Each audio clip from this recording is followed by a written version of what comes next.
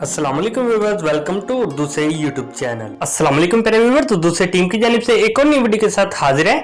और आज की इस वीडियो में हम आपको बताने वाले हैं मिराल नेम के मीनिंग और इसकी तफसीलात। मिराल के इंग्लिश में स्पेलिंग बनते हैं MIRAAL। जिन्स लड़की है, जबान है इसकी तुर्की और इसका मतलब है मुस्लिम।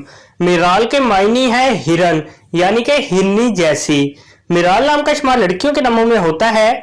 मिराल नाम के अफराद के लिए खुशकिस्मत नंबर 4 माना जाता है, जबकि खुशकिस्मत दिनों में जुम्मा और सोमवार शामिल है। खुशकिस्मत धातों में हिस्सों के हिसाब से चांदी शामिल है। मिराल नाम के अफराद के लिए मुआफिक रंगों में नीला और सब्ज रंग शामिल है। मिराल नाम के अफराद के लिए मुआफिक पत्थरों में मरकज शामिल है। मिराल नाम में 6 हरूफ हैं और ये एक लफ्ज बनता है। अपने नाम का मीनिंग जानने के लिए कमेंट बॉक्स में लिखिए, चैनल को सब्सक्राइब कीजिए, वीडियो को लाइक और शेयर कीजिए। Thanks for watching.